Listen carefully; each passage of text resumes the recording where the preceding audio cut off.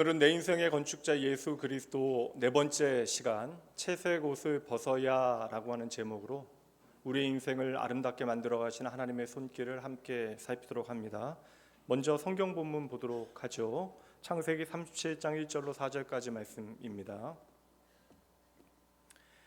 야곱이 가나안 땅 곧 그의 아버지가 거류하던 땅에 거주하였으니 야곱의 족보는 이러하니라. 요셉이 17세의 소년으로서 그의 형들과 함께 양을 칠 때에 그의 아버지 아내들 비라와 실바의 아들들과 더불어 함께 있었더니 그가 그들의 잘못을 아버지에게 말하더라. 요셉은 노년에 얻은 아들이므로 이스라엘이 여러 아들들보다 그를 더 사랑하므로 그를 위하여 채색 옷을 지었더니 그의 형들이 아버지가 형들보다 그를 더 사랑함을 보고 그를 미워하여 그에게 편안하게 말할 수 없었더라. 아멘. 오늘도 함께 예배할 수 있어서 참 감사한 주일입니다.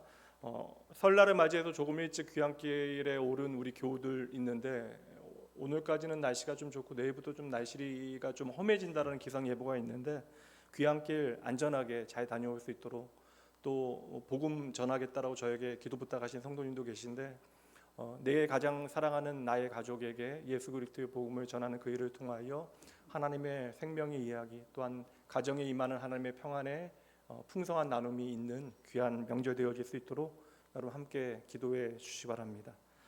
우리는 계속해서 하나님께서 만들어 가신 하나님의 사람들의 인생에 대한 어떠한 단면들을 살피면서 그 인생의 어떠한 순간에 하나님께서 어떠한 또한 일을 행하셨는가, 그 하나님의 손길이 그들의 인생을 어떻게 변화시켰는가, 그리고 한 인생을 멋지게 만들어 가시는 하나님의 그 선하신 손길을 우리가 함께 나누고 있습니다. 제가 2003년도에 브라질 도시빈민 의료 선교 사역의 코디네이터로 참여를 하게 되어졌는데 1차, 2차, 3차에서 거의 한 달 넘게 되어지는 행사였습니다. 그래서 선교를 마친 다음에 그 선교 후원에 좀 큰 도움을 주신 한 권사님께서 그 스태프들을 초대를 하셨어요. 거의 한 20명 넘게 집에 초대를 받았는데 이게 강남에 있는 아파트가 이렇게 또 큰 평수가 있구나라는 것도 제가 그때 처음 확인했는데 그 집에 가서 제가 놀란 게 참 많이 있습니다. 이제 집에 딸이 이렇게 셋인데 권사님 말에 두 명은 두 발로 걸어 다니고 한 명은 이제 네 발로 걸어 다니는 녀석인데 이제 강아지예요. 그런데 당시에 제가 20년 전인데 이렇게 영국에서 직수입되어진 코트를 강아지가 입고 있는 것을 처음 봤습니다. 제가 이제 궁금하다 보니까 여쭤보니까 얼추 제 기억에는 지금 한 100만 원 정도 되는 개옷을 걔가 입고 있었습니다. 막내딸이라고 이야기하시니까 이렇게 요새는 이렇게 반려견으로 이렇게 반려동물로 다들 생각하시니까 어느 정도는 이해는 하는데 이제 저는 여전히 지금 20년이 지나서도 이제 공감하지 못하는 부분이 있어요. 저희 집도 이제 예전에 이제 저희 딸 홀로 이제 해외에 지낼 때 이제 외롭지 말라고 이제 강아지 한 마리를 이제 보내주셔서 이제 그 친구하고 같이 한 18년 정도 지내다가 작년에 이제 떠나갔는데 이제 그 보낸 세월이 있으니까 가슴 아프긴 하더라고요. 근데 이제 저에게는 그래도 이제 걔는 걔다. 근데 그때 명품 옷을 입고 있는 걔도 좀 놀라웠지만 제가 또 놀랐던 것이 운동이 부족하다고 걔 런닝머신을 집에 두신 거예요. 외국에서 수입해 오신 거예요. 이게 개팔자가 정말 여러분 개가 무슨 명품 옷입니까? 지금 전 대놓고 개 무시하는 거예요. 오늘은 개도 입는 명품에 대한 이야기를 잠시 해볼까라는 생각이 드는데 명품을 생각하면 여러분 떠올리는 브랜드들 있잖아요. 명품에 관심 없는 분들도 한두 개씩은 아예 없는 분들도 계시겠지만 한두 개씩은 가지고 계시지 않을까. 일부 예배 제가 명품 얘기하니까 나가시면서 가방 뒤로 돌리고 나가시는 분도 계시던데 있을 수 있잖아요. 그리고 명품 가방은 사람보다 더 대우받잖아요. 비 오면 나는 비 맞아도 이제 겉옷 안에 이제 가방은 집어넣고 우리가 걸어가니까. 한국인들 워낙 명품에 대한 사랑이 대단하다라고 이야기하는데 제가 찾아보니까 2023년 기준으로 대한민국이 이제 1위에 전 세계 1위가 됐어요. 1인당 명품 소비 세계 1위입니다. 그러니까 대한민국이 이렇게까지 잘 사는 나라구나. 명품에 대한 우리나라 사람들의 사랑에 대해서는 워낙 많이 좀 우리가 듣던 터라 알고 있긴 한데 지금 예전보다 우리가 잘 살게 되어졌으니까 소비 패턴 자체가 변화된 것도 분명 이유가 있을 것 같긴 한데 그럼에도 불구하고 전 세계 우리보다 잘 사는 나라들이 있음에도 불구하고 왜 대한민국 명품 소비 전 세계 1위가 되어졌을까? 이런 명품을 구매하고자 하는 심리에는 개인의 어떤 선호와 취향의 문제도 있지만 여전히 우리가 이러한 명품을 어떠한 사회적인 지위의 표상으로 상징으로 이해하고 있는 것은 아닐까라는 제 생각이 좀 들기는 해요. 누가 봐도 이거는 명품이다라고 브랜드가 너무나 큰 옷들을 입고 다니는 것을 보게 되니까 이제 나름 이렇게 명품을 들게 되어졌을 때 나도 모르게 갖게 되는 의식하건 의식하지 않건 우리가 갖게 되어진 어떠한 과시의 효과도 그 안에는 담기지 않을까. 그 가격도 저는 있다라고 생각을 합니다. 명품에 대한 이야기를 좀 오늘 아침에 시작을 하려고 하다 보니까 이제 좀 제가 잘 모르는 세계니까 이것저것 좀 자료를 찾아봤어요. 명품에 대하여 이야기할 때 빠지지 않는 인물 한 명이 있습니다. 19세기의 소설가인데 프랑스의 오노레 드 발자크라고 하는 소설가예요. 근데 저는 이 작가를 처음 들어봐요. 사실주의의 작가이고 당시에 당대에 상당히 인기가 있었던 좀 뛰어난 작가입니다. 이번에 처음 알게 되어졌는데 이제 이 사람의 책 때문에 뭐 벌써 보여줘요. 사진이 이제 막 나오기 시작하니까 이제 아무래도 요즘 같은 필터가 없으니까 이렇게 나오신 것 같긴 한데 명품을 참 좋아하셨대요. 그래서 이분이 소설가이고 극작가였고요. 오래 안 보여요. 왜 저 얼굴보다 이렇게 크게 오래 보여주십니까? 이게 사실 소설가이고 극작가이고 또 비평가이고 또 사업도 잘해가지고 인쇄 사업도 하고 또 커피를 너무나 좋아해서 저도 좀 커피를 좋아하긴 하는데 뭐 주변 분들은 좀 염려하십니다. 제가 적게 마시면 하루에 4잔, 많이 마시면 6잔, 7잔 마시거든요. 근데 이분 보니까 자기가 좋아하는 두 가지, 사랑하는 두 가지가 있는데 첫 번째는 파리라고 하는 도시이고 두 번째는 커피래요. 그래서 커피 사업까지 하게 되어집니다. 이 사람이 하루에 커피를 마셨던 양이 하루에 40-50잔의 커피를 마셨다라고 이야기합니다. 작가로도 이름을 떨쳤고 사업에도 성공을 했는데 근데 평생이요 이 사람은 죽을 때까지 빚을 지고 살았대요. 중간에 이야기를 읽어보니까 이게 사실 채무 때문에 도망 다니는 이야기도 적혀 있었어요. 근데 그렇게 돈을 많이 벌었음에도 불구하고 성공했음에도 불구하고 이렇게 빚을 지고 살았던 이유는 그가 명품을 너무나 사랑했기 때문입니다. 명품을 사랑했던 작가로 유명했던 터라 이 사람의 이름을 따서 지금은 패션 브랜드이긴 한데 원래 좀 볼펜 아니죠? 뭐라 그러죠 이게? 만년필 나오는 회사인데 몽블랑이라고 하는 회사에서요 매년 이 사람 이름으로 기념 에디션을 낸대요. 오노레 드 발자크 2013년이 가장 유명한 에디션이었는데 그 당시 가격이 거의 한 180만 원에 이 펜이 판매가 되어졌습니다. 명품이라고 하는 단어 자체는 사실 우리나라에만 있는 단어이니까 사실 이렇게 명품이라는 단어가 이제 비싼 물건, 사치품이라고 하는 단어로 번역되어지는 나라들이 많이 있거든요. 명품이라고 하는 단어가 사치품으로 이해가 되어졌으니까 그 당시에 이 작가가 이 이제 명품에 대하여 사치품에 대하여 나름 재밌는 정의를 내리게 되어져요. 그걸 읽어드릴게요. 사치품은 필요가 끝나는 곳에서 시작되어지는 필수품이다. 작가라 그런지 이 짧은 문장 안에 너무나 많은 내용을 잘 담아냈다. 정말 끝내주게 잘 쓴다라는 생각을 해봤거든요. 시대가 변하긴 했어도 좀 이 정의는 나름 생생하게 제 마음에 와닿습니다. 그러니까 명품이라고 하는 것은 사실 우리의 생존에 필요하거나 어떠한 일상에 필요한 물건은 아니잖아요. 근데 사람만큼은 그 기능만으로 살아가지 않아요. 어떠한 물건을. 어떠한 물건이나 어떠한 대상에 대하여 의미를 부여하고 가치를 부여하는 것이 인간이기 때문에 나름 이 생존에 필요하지 않더라도 우리의 삶에 의미가 필요한 무언가의 필수적인 물건들이 있을 수 있다. 근데 우리나라에서 명품이라고 하는 단어가 언제 사용되어졌나 보니까 이게 기사로 사용된 것은 1976년도에 이제 외국의 유명한 바이올린들이 한국에 들어오게 되어질 때에 그 외국의 오래된 고가의 바이올린들에 대하여 처음 명품이라고 하는 단어를 사용했고요. 많은 사람들이 명품이라고 하는 단어를 사용하게 되어진 이유가 1990년도에 압구정동에 여러분 아시는 유명한 백화점 하나가 생기게 되어지는데 거기에 이제 패션관을 아예 명품관이라고 이름하게 되어지면서 이제 사람들에게 좋은 물건이라고 하는 것은 명품이라고 이제 인식이 되기 시작했습니다. 근데 사실 명품이라고 하는 단어의 개념에는 이게 얼마나 가치가 있는가에 대한 이야기도 되지만 사실 사치품이라고 하는 의미가 담길 수밖에 없는 거예요. 근데 말씀드린 대로 사람이 꼭 어떤 필요에 따라서만 우리가 소비를 하게 되어지는 것은 아니니까 그러면 예수로 거듭난 저와 여러분들은 우리가 명품을 사야 할까요? 사지 말아야 할까요? 이 질문도 나름 뭐 우스운 질문일 수 있지만 의미 있는 질문일 수도 있다. 왜냐하면 우리의 선택의 이야기니까요. 근데 성경에 명품 브랜드에 대한 이야기도 없고 뭐 사라는 얘기, 사지 말라는 얘기도 없기는 해요. 그런데 성경이 초지일관 우리에게 보여준 어떠한 태도는 있습니다. 각 개인이요 지나치게 사치스러운 옷이나 장신구로 치장하는 것에 대하여 이제 위험하고 금하고 있는 성경 구절들이 꽤 많이 있습니다. 근데 이것도 사실 여러분 절대적인 원리가 되어질 수는 없어요.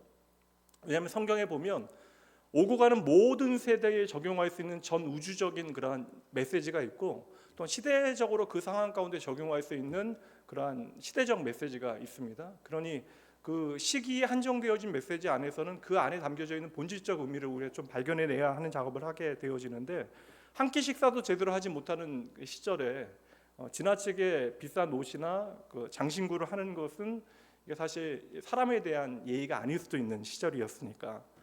그리고 게다가 이 모든 말씀이 마지막 기록이 2000년 전 이야기잖아요. 그러니 이 모든 것들은 뭐 비싼 옷 입지 마라, 뭐 지나친 장신구를 하지 말라. 이거는 옷에 대한 이야기이기보다는 인생의 가치를 어디에 두어야 하는가에 대한 우리가 가르침으로 읽어야 하지 않을까.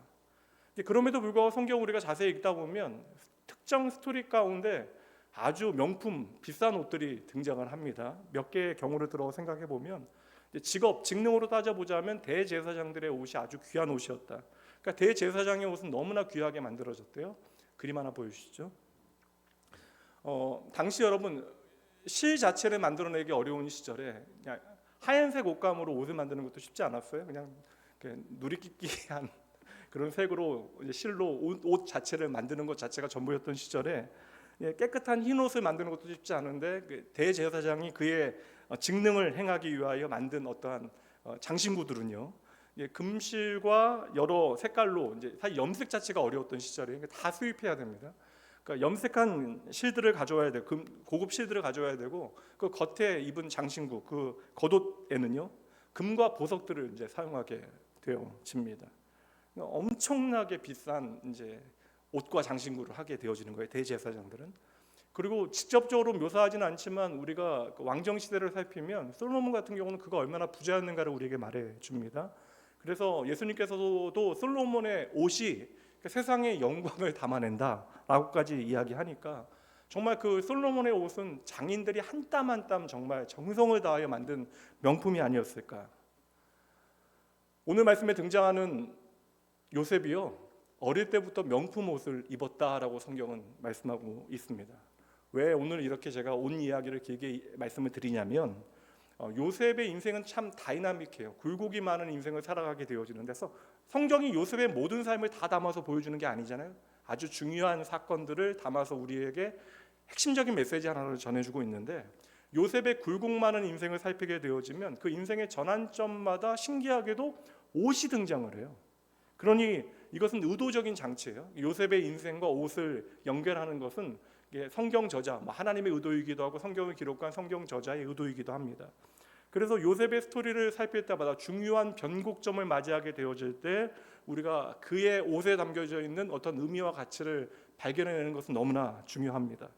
그래서 요셉이 그의 인생 가운데 중요한 사건들마다 어떠한 옷을 입었는가 또한 어떠한 옷을 벗었는가는 아주 이제 중요해요. 오늘은 좀 그것을 살펴보려고 합니다. 지금도 보면 대부분은 이제 뭐 반 정도는 검정색 옷을 입고 계신데 겨울이 되어지면 우리가 좀 멋내기가 참 쉽지 않아요. 이제 곧 그러나 봄이 옵니다. 봄이 오면 특별히 우리 여성 우리 교우 성도님들께서는 옷장을 좀 살피게 되시죠. 근데 여자들의 옷장은 참 신기합니다. 그 마법 옷장인지 몰라도 여자들의 옷장은 항상 입을 옷이 없어요. 너무 신기하죠. 그럼 우리가 좋은 옷을 입기 위해서는 마음에 드는 좋은 옷을 입기 위해서는 어떻게 해야 되는가? 옷을 사야죠. 돈 주고 옷을 사야죠. 근데 우리가 옷을 제대로 좀 입기 위해서는 먼저 입고 있는 옷을 벗어야 한다는 것은 너무나 당연한 일입니다. 아무리 내가 마음에 든다 한들 뭐 두 개의 옷을 껴입을 수는 없는 법이에요. 그러니까 내가 반드시 입어야 되는 옷이 있다면 그렇다면 지금 입고 있는 옷을 벗어야 이제 그 옷을 입을 수 있게 되어지는 것이죠. 우리가 요셉의 인생을 살피게 되어지면 그의 인생에 옷장 하나가 놓여 있는데 그 옷장에는 여러분 네 벌의 옷이 걸려 있습니다. 그런데 그 첫 번째 걸려 있는 옷이 그 첫 번째 옷이 바로 명품이에요. 어린 시절에 요셉이 입었던 옷. 어린 요셉에게는 이 옷이 너무나 자랑스러운 옷이 되어지는데 야곱에게는 11명, 원래 12아들이지만 요셉이 태어났어요. 이제 이 말씀이 기록되어지고 있을 당시에는 11명의 아들이 있었습니다. 요셉이 막내이고요. 근데 그 말씀에 보니까 아버지 야곱이 11명의 아들 가운데 요셉은 너무나 사랑했대요. 물론 그 가정에 여러 가지 사정들이 있긴 하지만 뭐 다 살필 수는 없고요. 그 11명의 아들 가운데 아버지 야곱은 요셉을 너무나 사랑했다. 그러니까 특별한 사랑을 받는 아들이 바로 요셉이었다. 그리고 그 사랑의 증거로 아버지는 이 요셉에게만 아주 특별한 옷을 지어 입혔는데 그 옷의 이름이 바로 채색 옷이다. 그러니까 이 채색 옷이라고 하는 옷은 아버지가 요셉에게만 특별하게 입혀준 옷이 되어지는 거예요. 그러니까 우리가 이 채색 옷이 어떠한 옷인지에 대해서는 정확하게 알 수는 없어요. 그러나 이 원어적인 의미를 살피게 되어지면 이미 단어 안에도 의미가 담겨지긴 하지만 아주 특별하게 디자인된 색깔이 들어간 옷이라고 하는 사실을 우리가 떠올리게 되어져요. 그러니까 우리가 뭐 명절에만 있는 아주 뭐 고운 비단이란 표현 요즘 써요? 비단 옷 같은 거 지어 있나요? 제가 잘 몰라가지고. 그러니까 색동옷 같은 거 생각하시면 될 것 같은데 아주 화려한 옷감으로 만들어지고 특별히 그 단어는요 소매가 길고 장식이 달려 있다라고 하는 뜻도 있거든요. 그러니까 성경 시대 여러분 지금이 아니잖아요. 요즘은 뭐 긴 옷이 당연한 일이지만 성경 시대는 대부분 단색의 통으로 되어진 옷을 입고 있었고 디자인이라고 하는 것은 뭐 필요 없었던 시대예요. 게다가 다 반팔이에요. 길게 옷을 만들 수 있는 옷감이 부족합니다. 그러한 시대에 여러분 긴 소매의 옷을 입었다라고 하는 것만 해도 특별한 일이에요. 그런데 긴 소매의 옷을 입었는데 거기에 장식이 달려 있고 또 천연 염색한 옷감으로 만들어졌다.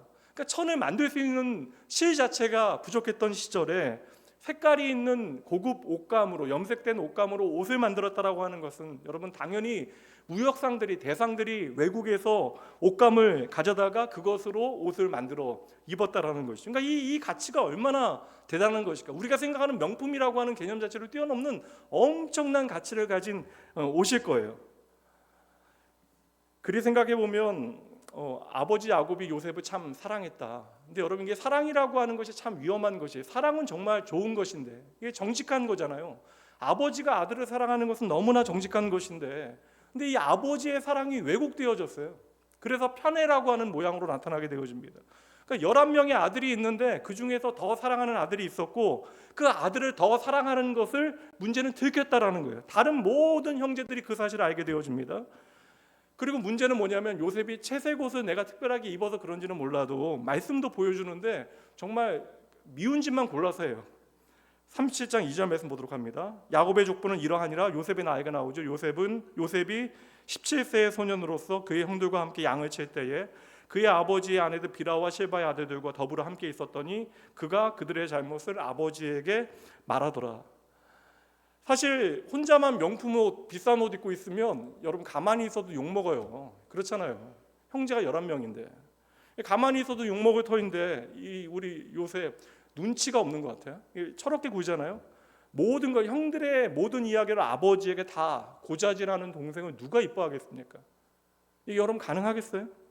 그러니까 요셉이 아버지에게 모든 것을 다 이야기할 때마다 형들의 그 가슴이 얼마나 그냥 부글부글 했을까.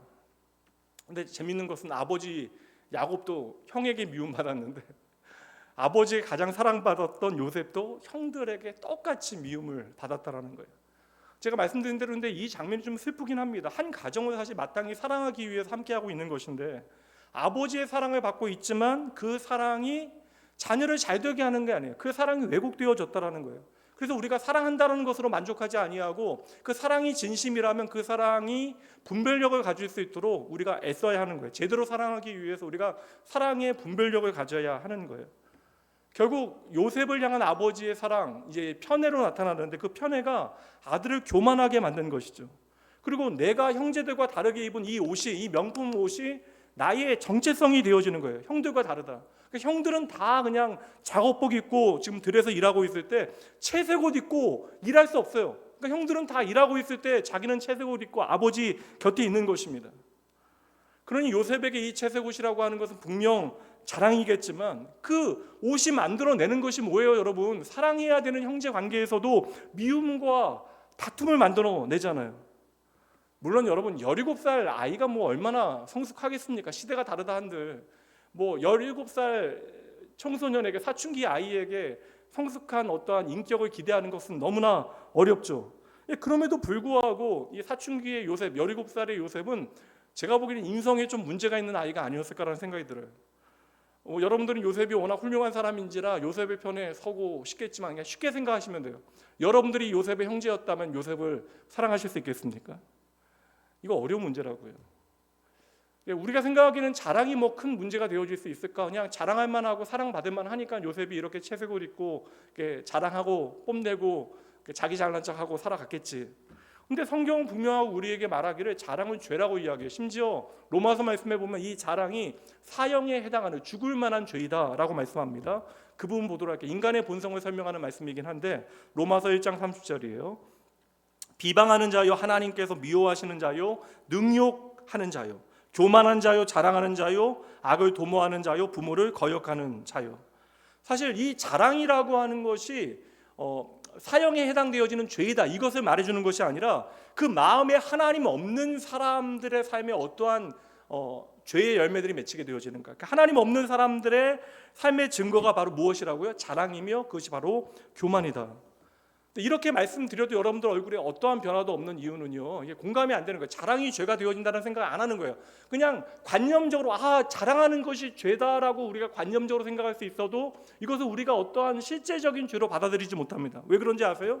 우리는 날마다 자랑하며 살기 때문에 그래요. 그러니까 내 자랑하고 살고, 내 자랑 없으면 내 자식 자랑하고 내 손주 자랑하고, 그냥 뭐 우리가 자랑할 수 있는 모든 것, 그게 돈이 되어졌건 성공이 되어졌건 우리가 자랑할 수 있는 모든 것을 누구에게 말해야 우리는요 혓바늘이 돋지 않아요. 우리의 자랑은 정말 끝이 없습니다. 여러분, 죄의 본질은 무엇이에요? 성경이 말하는 죄의 본질은요, 하나님과의 관계를 망가뜨리는 거예요. 그러니까 모든 죄는 하나님과의 관계를 깨뜨리는 것이 바로 죄입니다. 그렇다면 자랑도 죄가 맞아요. 왜냐하면 내 자랑이 가득한 그것, 내가 자랑한 것은요, 내가 오늘 의지하는 거예요.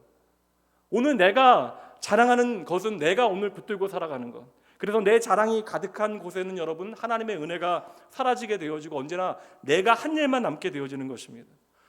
그래서 여러분, 우리의 삶을 통하여 하나님의 은혜가 내 마음에 채워지게 되어지면 자연스럽게 내 자랑은 사라지게 되어져요. 조금씩 내 마음에서 내 자랑이 사라진 그 자리에 여러분 하나님의 은혜로 말미암아 하나님의 자랑이 채워지는 것이 바로 신앙의 과정이 되어지는 것입니다.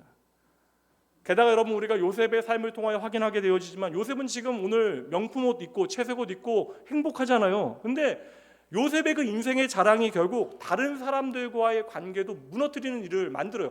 아버지의 사랑의 증거로 나는 오늘 채색 옷을 입고 있는데 그 채색 옷이 다른 사람들과의 관계도 어그러뜨리게 되어집니다.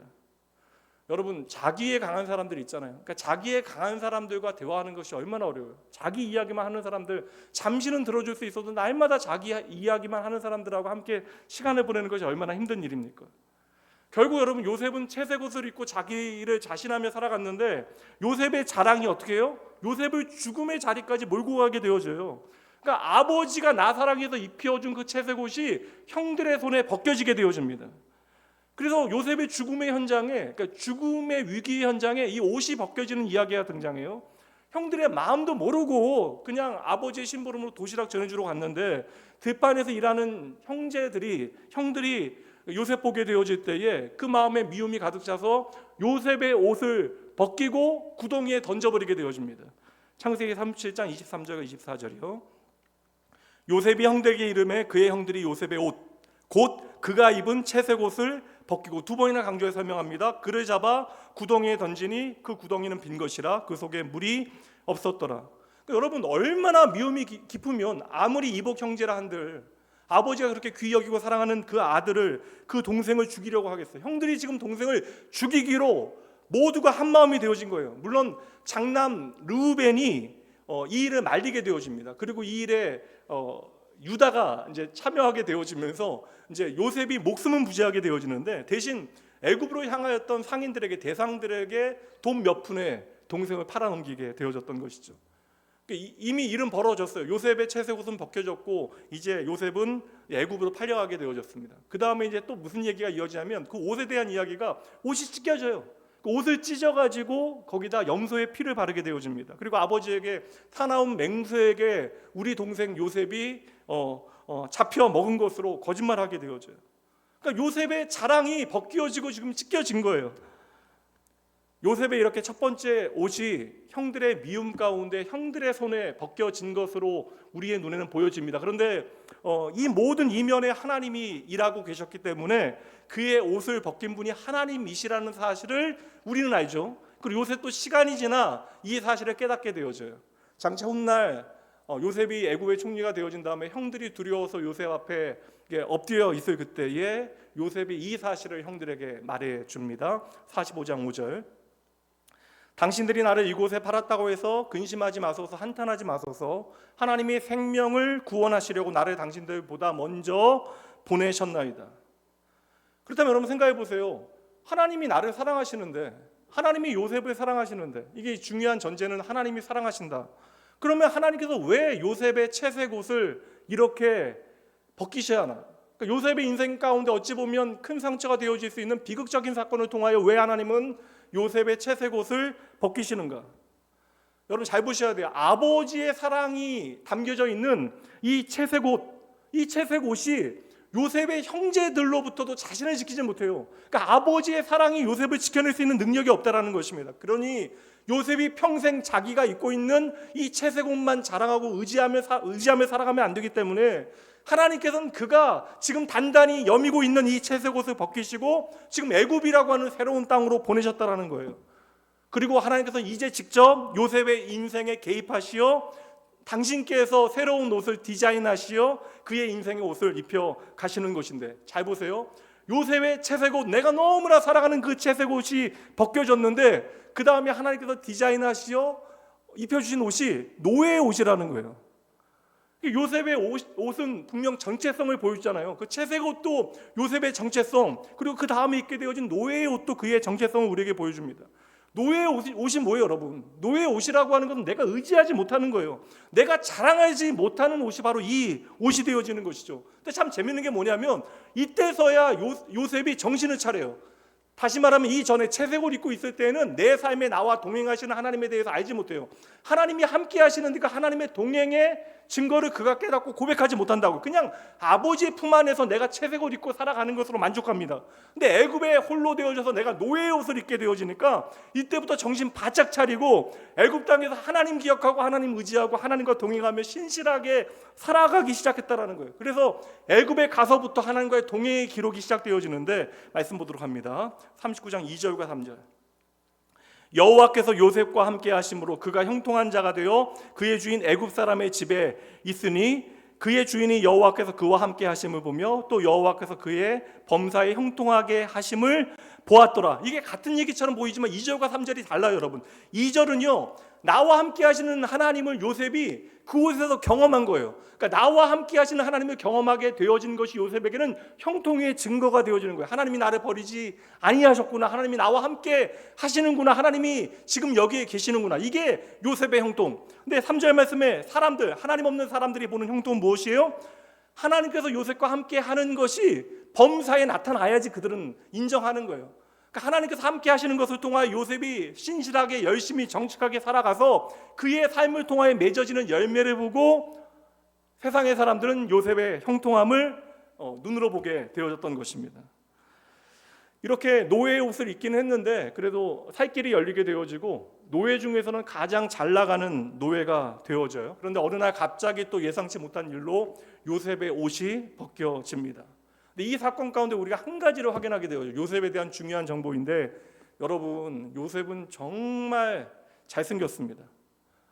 성경이 그의 인물을 그냥 대놓고 인정을 해요. 가장 아름다운 말로 성경이 인물을 인정해 주는데, 말씀 봅니다. 39장 6절. 주인이 그의 소유를 다 요셉의 손에 위탁하고 자기가 먹는 음식 외에는 간섭하지 아니하였더라. 요셉은 용모가 빼어나고 아름다웠더라. 얼마나 잘생겼으면 이런 표현이 나오고, 이거 최상급의 이거 참 저는 못 들어봐가지고. 가족들도 인정 안 해주잖아요. 예. 가끔 저도 아내한테 그러니까 나 잘생겼어 물어보면 아내 대꾸 안 하거든요. 그러니까 이게 가족도 나한테 그런 얘기 안 해주는데 이거 여러분 성경이 직접 이렇게 인정해주는 외모면 얼마나 이게 아름답고 빼어났으면 참. 근데 이게 사실 외모라는 것이 한 사람의 요즘은 재능이 되어지고 능력이 되어지는 시대를 살아가잖아요. 이렇게 보이는 것이 전부가 되어지는 시대를 살아가다 보니까. 근데 요셉의 이 외모도 분명 그에게 재능이 되어질 것 같은데 능력이 되어질 것 같은데 모든 것이 잘 풀려가는 상황 가운데 그가 마음대로 하지 못했던 유일한 권력이 있잖아요. 피할 수 없는 권력인 보디발과 그의 아내. 그의 아내가 요셉의 그 잘남을 보고 집요하게 요셉을 유혹하기 시작합니다. 그 과정을 성경은 좀 자세히 실어놨어요. 그러니까 성경에 보면 그 보디발의 아내의 유혹이 얼마나 집요했는가에 대해서 말합니다. 요셉은 그녀의 말 듣지 아니하기 위해서 계속해서 그녀를 피해 다녀요. 근데 말씀은 이야기하지 않지만 그 모든 추파를 계속해서 피해 다닐 때에 이게 문제가 되어질 수 있겠구나, 장차 이 일로 인하여 어려움이 닥칠 수 있겠구나라는 생각을 요셉은 안 했겠냐고요. 어느 날은 사람들이 없게 되어지자 보디발의 아내가 요셉의 옷을 붙잡게 되어져요. 그러자 아시는 대로 그 옷을 벗어두고 그 자리를 도망쳐 나옵니다. 그렇게 보니까 요셉은요 사실 왜곡된 사랑의 대상이 되어져요. 계속해서 어릴 때는 아버지의 편애가 있었다면 이제는 보디발의 아내의 어떤 욕망의 대상이 됩니다. 사랑 받긴 하는데 그 사랑이 다 왜곡되어졌다라는 거예요. 결국 요셉이 계속 이렇게 거절하니까 보디발의 아내의 갈망이 여러분 분노로 바뀌게 되어져요. 이것도 사실 막장 드라마 같은데, 그러니까 보디발의 아내가 요셉 너 부셔버리겠어 이렇게 다짐하게 되어진 거예요. 말도 안 되는 일이 벌어집니다. 그래서 요셉이 이제 옷을 벗어놓게 되어지자 요셉이 자신을 희롱하려고 했는데 자기가 소리를 질렀더니 그 옷을 벗어두고 도망갔다라고 말하게 되어지는 거예요. 근데 이게 사실 말 자체가 안 됨에도 불구하고, 정황상 이게 말이 안 됨에도 불구하고 요셉을 그렇게까지 신뢰했던 보디발은요, 그러니까 요셉의 말도 듣지 아니하고 분노하면서 그를 옥에 가두게 되어집니다. 근데 왕의 경호실장이잖아요. 그러니까 요셉이 갇히게 되어진 곳은요 왕의 죄수들, 중한 죄인들, 그러니까 죽음을 기다리고 있는 사람들이 갇히게 되어진 그곳에 요셉도 함께 갇히게 되어진 거예요. 그리고 잊혀지게 되어집니다. 요셉이 입고 있었던 그 노예의 옷, 이것이 보디발의 부부를 통하여, 그 보디발 부부를 통해서 벗겨지게 되어지고, 이제 요셉이 새로운 옷을 입었는데 그게 바로 죄수의 옷이에요. 죽음의 냄새가 나는 옷을 갈아입게 되어진 거예요. 이거 여러분 이런 상황 되면 우리가 그냥 스토리로 읽게 되어지니까, 모든 스토리를 결론을 알고 이야기하니까 과정상에서 어렵지 않죠. 여러분 이것을 삶의 어떤 과정을 통해서 우리의 이야기로 비추어 보게 되면 얼마나 어려워요. 잘 보세요 여러분. 우리가 믿음으로 하나님 의식하면서 좋은 선택을 합니다. 선하고 정직한 선택을 하게 되어져요. 근데 우리가 정직하고 거룩을 선택하게 되어지는데 그 정직과 거룩의 선택의 결과가 무엇입니까? 죽음의 냄새가 나는 죄수복을 입게 되어지는 거예요. 세상의 이치가 이러하니까 여러분, 세상이 이렇게 돌아가니까 많은 사람들이 이 이치 아래서 정직하지 않게 살아가는 거예요. 정직해야 한다라고 내 자식에게도 가르칩니다. 근데 정직해야 한다라는 그 가치 아래에서 정직하게 살면 손해본다라고 하는 생각이 우리의 마음에 단단히 뿌리 내려 있기 때문에 정말 중요한 선택의 순간, 나와 상관없는 선택은 상관없는데 나의 이익과 직접적으로 연결되는 선택의 순간에는 우리가 정직이 아니라 눈앞에 있는 이익에 따라 우리가 선택하게 되어지는 거예요. 그러나 여러분 오늘 요셉은 그 모든 손해를 각오하고 정직을 선택하는 거예요. 근데 이것을 요셉의 자격으로 이야기하면 이것은 우리에게 너무나 어려운 이야기, 우리와는 상관없는 이야기. 그렇다면 왜 요셉은 손해를 각오하고 정직을 선택하는가? 이미 우리가 알고 있어요. 애굽에 가면서부터 요셉의 삶에 나타났던 변화의 이야기. 요셉은 인식하는 거예요. 무엇입니까? 오늘 내 삶의 자리에 함께 하시는 하나님을 요셉은 깊이 경험하게 되어진 거예요. 예수 그리스도로 말미암아 거듭난, 미리 질문할게요. 저와 여러분이 예수 그리스도의 십자가의 죽으심과 부활을 통하여 거듭난 하나님의 백성을 믿으십니까? 여러분, 저와 여러분 예수님 때는 구원받았으면 여러분 믿으세요? 그럼 예수님을 말미암아 거듭난 저와 여러분은 당장 어떠한 손해를 본다 할지라도 하나님 좀 의식하며 살아야 돼요. 당장 손해가 되어진다 할지라도 하나님 앞에 정직과 거룩을 선택하셔야 돼요. 내 앞에 계신 하나님을 의식해야 합니다. 여러분 믿음의 사람들은 좀 하나님 눈치를 보며 살아가야 돼요. 세상 눈치도 그렇게 보는데 우리는 더 하나님 눈치 보며 살아가야죠. 여러분 깊이 여러분의 마음에 새겨내셔야 합니다. 우리의 인생에 하나님 없는 시간과 하나님 없는 공간은 없어요. 우리가 착각하는 거예요. 우리의 선택의 모든 순간에 그 자리에 하나님은 나와 함께 하십니다. 우리가 당장 나의 작은 이익을 위하여 거짓을 따라 하나님께서 우리에게 원하시는 거룩을 버리게 되어지면 여러분 결국에는 나도 망하게 되어지고 내 가족도 망하게 되어지고 주의 몸된 교회도 망하게 되어지는 거예요. 요셉은 오늘 하나님의 가치, 그러니까 하나님 앞에 내가 살아가면서 그 거룩과 정직을 선택하죠. 근데 그 선택의 대가가 무엇이었다고요? 죄소복이에요. 하나님을 의식하며 선택한 것이 우리가 원하는 좋은 결과가 아니라 죄소복을 입게 되어집니다. 그러나 여러분, 이 모든 것이 하나님의 주권적 섭리에 있다는 사실을 오늘 우리가 믿는다면, 적어도 하나님이 나를 사랑하시고 내 삶을 붙들고 계심을 확신하신다면, 그 죄소복이 세상 사람들에게는 죽음의 옷이고 사망의 냄새가 나는 옷이지만 그 죄소복이 하나님께서 오늘 나에게 입혀주시는 거룩의 옷이라는 사실을 여러분 기억해내셔야 돼요. 잊어보세요.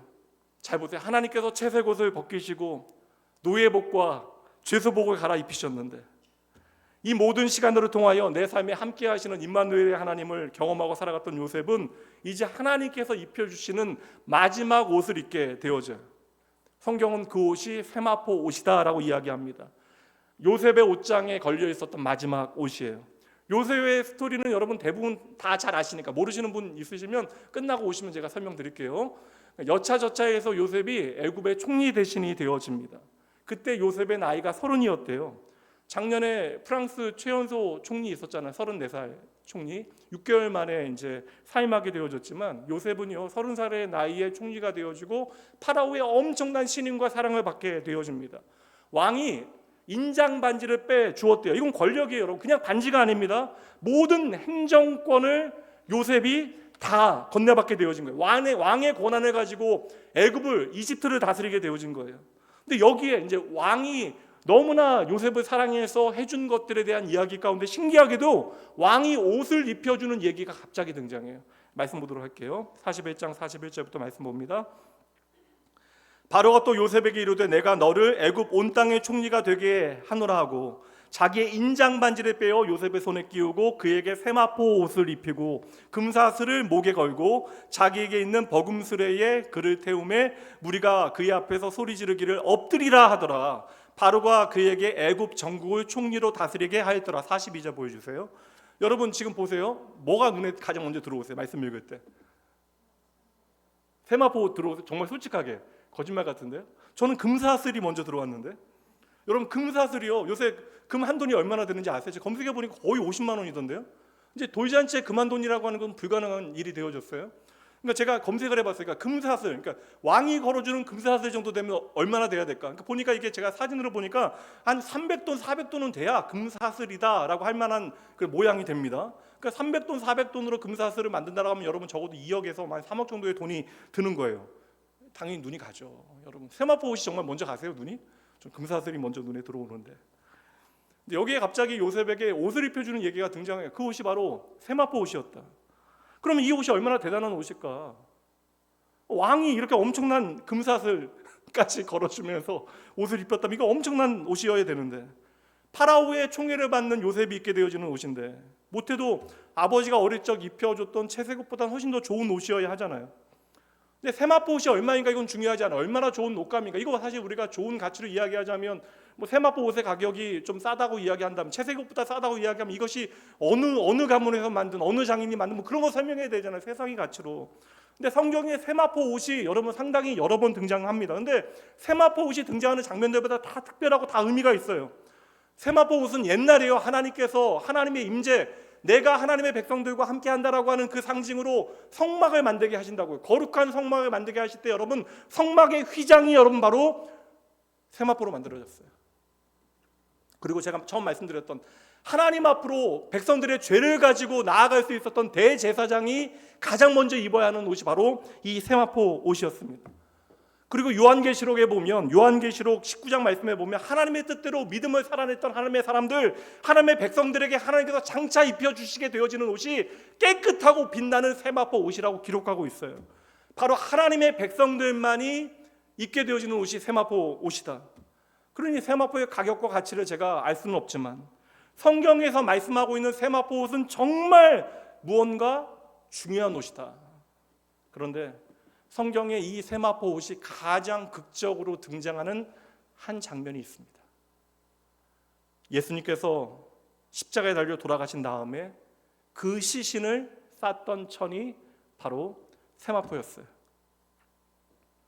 그렇다면 오늘 요셉이 마지막 입게 되어졌던 그 옷, 파라오가 입혀주는 것처럼 여겨지지만 하나님께서 친히 요셉에게 입혀주시는 그 마지막 옷, 세마포 옷, 이것이야말로 최고의 명품이 아닐까. 우리가 우리의 인생에서 정말 욕심내어야 하는 그러한 옷이 아닐까. 특정 명품 브랜드들은 제가 이번에 검색하면서 알았는데 돈을 주고도 못 사는 브랜드가 있다라고 했는데 그거 거짓말이죠. 돈을 주고도 못 사는 게 어디 있어요? 그게 저는 분명 이거 다 마케팅이 아닐까. 돈을 주고도 못 사는 특별한 것입니다 하고 돈 많이 주면 팔겠죠. 제가 틀려요? 정말 돈을 주고도 못 사는 게 있어요? 그러면 돈 주고 안 팔아야죠. 그렇게 귀한 거면. 근데 여러분, 돈을 주고도 못 사는 명품이라고 하는 것은 세상의 마케팅이겠지만 하나님의 명품은 정말 돈으로도 못 산다는 거예요. 세상의 그 무엇으로도 사지 못하는 거예요. 하나님께서 입혀주셔야만 우리가 입을 수 있는 옷이라는 것입니다. 어린 시절 요셉은요, 아버지가 입혀준 그 채색 옷 너무나 자랑스러워했어요. 그래서 내가 이거 입고 사는 것이 너무나 행복했습니다. 근데 어느 날 갑자기 이해할 수 없게 채색 옷은 찢겨지고 벗겨지고 노예의 옷, 죄수의 옷 입게 되어졌는데 결국 하나님께서는 그 채색으로부터 모든 옷들을 갈아입히시고 마지막 세마포 옷을 입혀 주셨다라는 거예요. 그러니까 요셉의 인생 옷장에 마지막에 등장하게 되어진, 마지막 끝나게 되어지는 것이 바로 이 세마포 옷인데, 이 세마포는 바로 예수님의 인생의 마지막 순간에 당신께서 입으셨던 옷이 바로 세마포 옷이다. 바로 우리를 위하여 죽으셨던 그 죽음의 현장에서 주님께서 그 몸에 두르셨던 옷이 바로 그 세마포 옷이었다라는 거예요. 십자가 예수님께서 달리실 때 로마 병정은요, 예수님 조롱하기 위해서 홍포를 입혀요. 쉽게 얘기하면 세마포 옷을 입힌 거예요. 색깔이 있는 옷을 입힌 거예요. 그리고 그 색깔이 있는 옷을 벗겨버립니다. 여러분, 만왕의 왕 되신 예수님께서 이러한 조롱과 수치를 당하시는 것이 가당한 일이겠습니까? 그래서 저는 생각하기에 십자가의 현장에서 여러분 울지 않을 사람 아무도 없어요. 예수님의 그 비참한 모습, 초라한 모습에 가슴 아파하지 않을 사람 아무도 없을 거예요. 그래서 예수님은 요셉뿐만 아니라 오늘 이 시간 저와 여러분의 모든 수치와 부끄러움, 아픔을 다 아세요. 우리의 연약함을 다 아십니다. 히브리서 4장 15절 말씀, 우리에게 있는 대제사장은 우리의 연약함을 동정하지 못하실 리가 아니요 모든 일에 우리와 똑같이 시험을 받으신 이로되 죄는 없으시니라. 만왕의 왕 되신 주님께서 기꺼이 저와 여러분을 위하여 온갖 조롱과 부끄러움과 험악한 일을 다 당하신 후에 그 채색 옷이 벗겨지신 거예요. 그리고 저와 여러분을 위하여 기꺼이 죄인의 옷을 입으시고 십자가에서 죽으셨습니다. 우리의 인생에도 내가 원하건 원하지 않건 간에 나의 자랑이 되어졌던 채색 옷이 벗겨지는 순간들이 분명히 있을 거예요. 내가 자랑했던, 내가 의지했던, 입으면 힘이 나는 옷, 누구나 부러워하는 성공의 옷, 내 옷장에 걸려있는 가장 빛나는 그 인생의 옷, 내가 그리 아끼는 채색 옷이 우리의 인생에 벗겨지는 순간이 있을 수 있어요. 저와 여러분을 생명같이 사랑하신 주님께서 내가 그리 아끼는 내 인생의 채색 옷을 벗기신다면 거기에는 우리를 아버지의 집으로 지어가기 원하시는 아버지 하나님의 마음, 우리의 인생을 고쳐나가시는 아버지 하나님의 인생 레슨이 그 안에 담겨 있는 것이죠. 사람의 손으로 만들어진 그 옷이 어떠한 옷이건 간에 여러분, 그것이 심지어 내 사랑하는 아버지가 나를 위하여, 나만을 위하여 지어준 옷이라 할지라도 여러분, 처음 말씀드렸잖아요. 우리가 그 옷을 벗어야, 나의 손으로 얻어낸 그 옷, 나의 자랑이 되어졌던 그 옷을 벗어야 하나님께서 나를 위하여 만들어주신 그 세마포 옷을 우리가 입을 수 있다는 거예요. 많은 사람들이 착각합니다. 요셉과 같은 자녀, 저는 그런 기도 해본 적 없어요. 내 자녀가 요셉과 같은 그러한 인생의 어려움들을 경험하며 살기를 저는 솔직히 아비로 원하지 않아요. 요셉의 삶은 여러분 인생 역전의 이야기를 우리에게 들려주는 게 아니에요. 요셉은 하나님의 엄청난 구속의 스토리를 우리에게 담아서 보여주고 있어요. 오늘 저와 여러분 짧은 시간에 요셉의 인생의 옷장에 걸려있는 네 벌의 옷을 살폈습니다.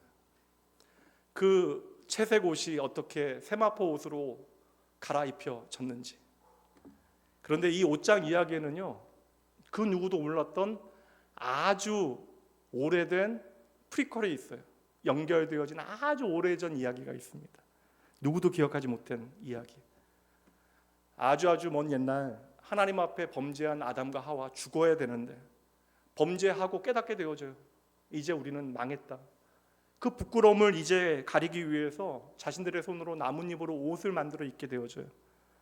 자신의 부끄러움을 나의 손으로 감추어 보기 위해서 애써 노력합니다. 그런데 내 손으로 만든 그 나뭇잎 옷을 입고 나의 부끄러움을 가릴 수 없다는 사실을 깨닫게 되어지자 어떡합니까?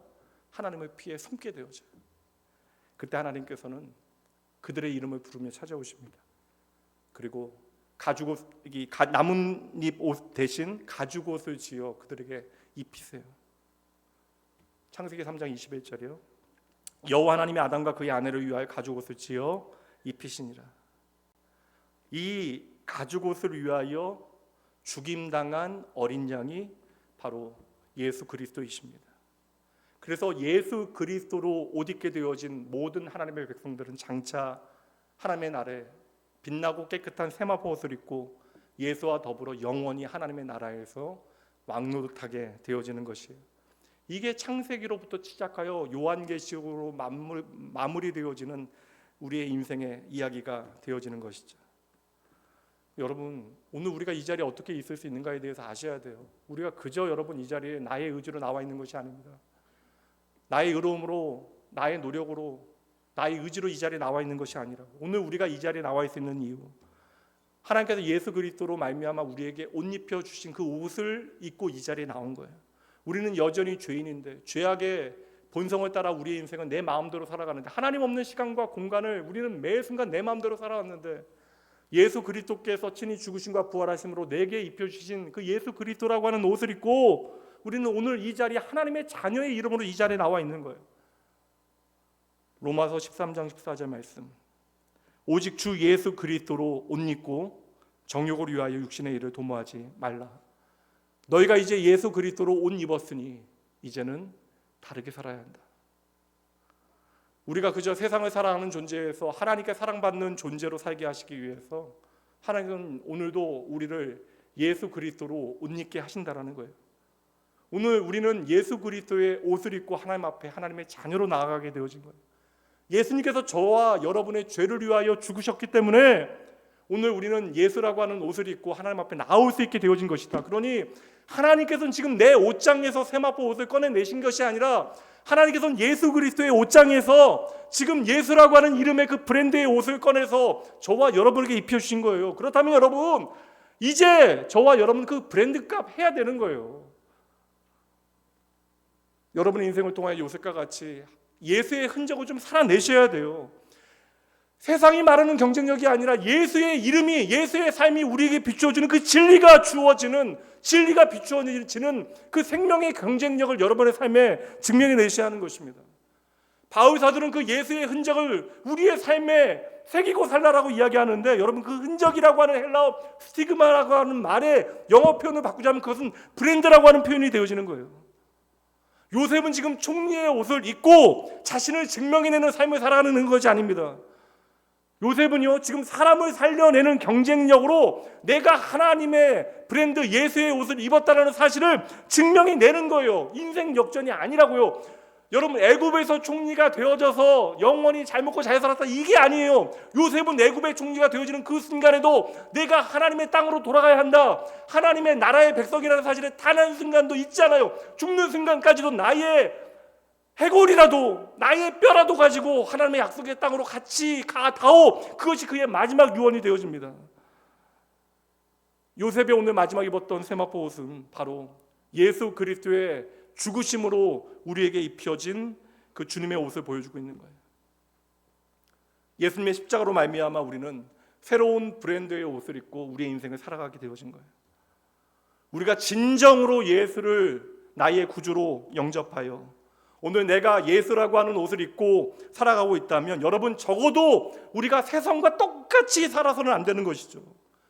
오늘 내가 예수의 옷을 입고 여러분 그 브랜드를 가지고 짝퉁처럼 살아서는 우리는 안 되는 것입니다. 얼마 전에 제가 선배 목사님 만나 뵀는데 그 교회, 여러분 교회 너무나 사랑해서 교회 위에서 기도할 때마다 그렇게 눈물을 흘리시는 권사님 한 분이 계시래요. 하나님 얘기만 해도 그렇게 눈물을 그냥 펑펑 흘리신대요. 제가 반성했어요. 목사님에서도 그렇게 못하니까. 근데 그 이야기에 반전이 있습니다. 목사님 얘기에 그분만큼 교회에서 남 험담 많이 하시는 분이 없대요. 그러니까 기도하시니까 그 정도 하시는 거겠죠. 우리는 이제 예수의 옷을 입고 우리의 인생을 살아가게 되어지는데, 그 예수의 옷이 우리의 인생의 정체성이 되어지는데, 여러분은 여러분의 인생에 어떠한 흔적, 어떠한 브랜드를 남기시겠습니까? 처음 말씀드렸어요. 우리가 새로운 옷을 입기 위해서는, 예수님의 십자가를 통하여 나에게 주어진 예수라고 하는 옷을 내가 입기 위해서는 먼저 우리가 싫어도 벗어야 되는 옷들이 있다고요. 여러분도 오늘 내가 정말 벗기 싫은 옷들이 있을 거예요. 그러나 먼저 우리가 그 옷을 벗어야 우리가 예수의 옷 입고 예수의 흔적을 남기는 인생을 살아갈 수 있습니다. 내가 여러분 십자가 목걸이 메고 성경책 들고 매주 교회 오는 것으로 여러분의 인생에 예수의 흔적이 남는 거 아니에요. 예수의 흔적, 그 십자가의 흔적은 여러분이 걸어갔던 인생의 그 발자국 위에 남게 되어지는 것입니다. 여러분의 선택과 여러분의 생각과 여러분의 삶의 이야기의 그 예수의 흔적은 남게 되어질 거예요. 오늘 예수님께서 여러분에게 그 예수의 흔적을 이미 남겨주셨습니다. 예수라는 브랜드로 우리가 옷 입게 하셨다고요. 그렇다면 이제 여러분들이 살아가는 모든 삶의 자리에서 예수의 흔적이 남게 되어지는 그 예수의 이름 브랜드값 하는 여러분 모두가 되어지길 주님의 이름으로 축복하고 응원합니다. 여러분 정말 하나님 앞에서 제대로 잘 사셔야 돼요. 기도합니다. 하나님 아버지, 오늘도 저희를 불러 말씀하여 주시니 감사합니다. 주여, 내 안에 나를 주장하고 나를 자랑하고 싶은 마음이 얼마나 많은지요. 이 세상 살아가며 내가 있게 되어진 그 옷 자랑하며 그거 의지하며 살아왔는데, 아버지, 내 안에 하나님 없는 나의 오늘의 마음을 주여 고쳐 주시옵소서. 내 모든 자랑이 변하여 은혜에 대한 감사로 변하게 하시고, 세상의 모든 유혹을 향하여 당당히 하나님 앞에 정직과 거룩을 선택할 수 있도록 주여 저희의 삶을 주장하여 주시옵소서. 아버지, 내가 애써 입은 채색 옷을 벗기시고 예수 그리스도를 보내시어 우리의 옷이 되게 하심에 감사합니다.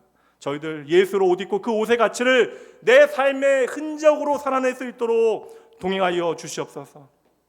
설 명절 맞이하여 고향으로 부모님께로 향하는 모든 이들에게 주님의 축복과 보호하심, 더불어 주 안에 함께 나눌 수 있는 평안과 기쁨이, 행복이 가득할 수 있도록 하나님 그 모든 살아가는 주의 자녀들이 함께하는 자리에 동행하여 주시옵소서. 우리가 살아가는 모든 인생의 자리마다 주의 십자가의 흔적, 그 빛나고 거룩한 세마포 옷을 입고 예수라는 이름의 브랜드값하며 살아갈 수 있도록 오늘도 나의 인생을 명품으로 불러주신 예수, 그 멋진 아름다운 이름으로 이 시간 축복하며 간절히 기도합니다. 아멘.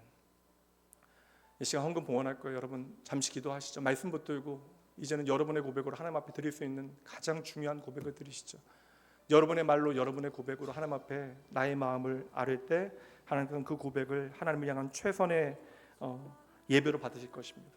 이 시간 나를 불러주신 하나님의 은혜 앞에 믿음으로 감사함으로 나아가도록 하죠. 기도합니다. 생명이 있네. 바랄 수 없었던 죄인인 나에게 생명의 주님 자신을 주셨네.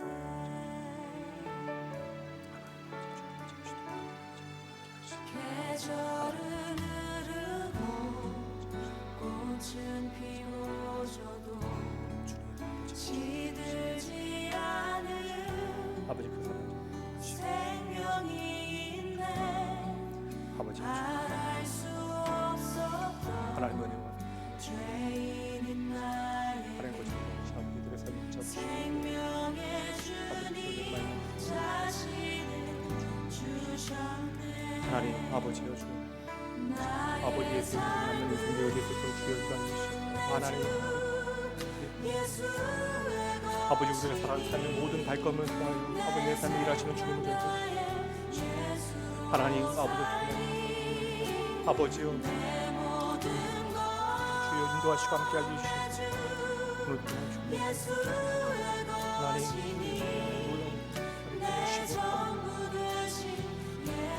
아버지 주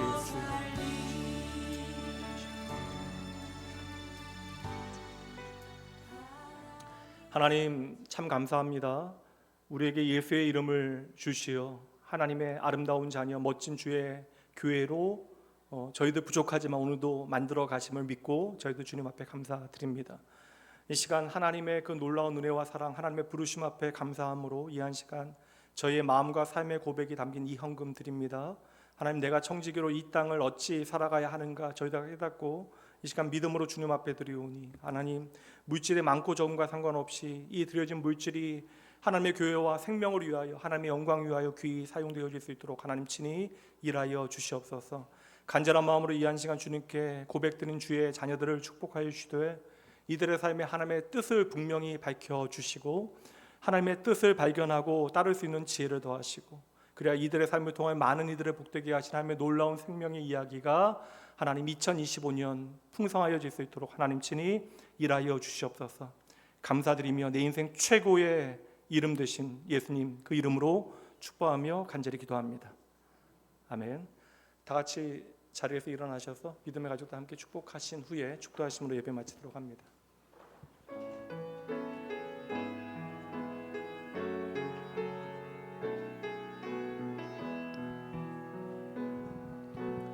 평화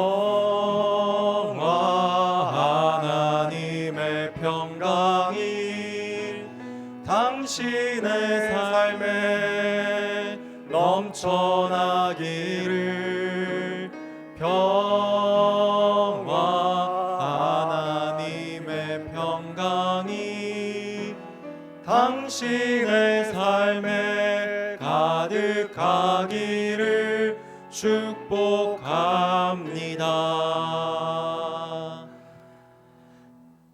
이제는 우리 주 예수 그리스도의 은혜와 하나님의 사랑하심 성령 하나님의 함께하심이 이 세상 살아가며 하나님 없는 인생들이 환호하고 애정하는 세상 자랑, 세상 가치에 마음 다 빼앗기지 아니하고 세상 자랑하는 세상 옷으로 만족하고 자랑하기보다 기꺼이 그 옷 벗고 예수라는 옷 입고 예수의 이름이 내게 남긴 흔적, 그 예수의 브랜드 단단히 내 인생에 달고 그 이름값 제대로 하며 하나님 앞에 살아가기로 다짐하는 모든 주의 백성들, 이들의 가정과 일터, 자녀 위에, 이들을 통하여 하나님께서 이루실 크고 아름다운 하나님의 일들 위에 명절 맞이하여 먼 길 떠난 사랑하는 이들과 함께하게 되어질 주의 자녀들의 모든 시간과 모든 자리 가운데, 그리고 오늘 주의 은혜만 바라보고 그 은혜 붙들고 모든 고통과 어려움의 시간, 그 몸의 연약함의 시간을 이겨내고 있는 이정재 집사님, 박상준 장로님, 금은주 집사님, 김철수 집사님, 이기동 집사님, 오석환 집사님, 이정자 권사님, 그리고 김루희 아기, 그리고 오늘 말할 수 없는 아픔 가운데 하나님의 회복의 은혜를 간절히 바라보는 모든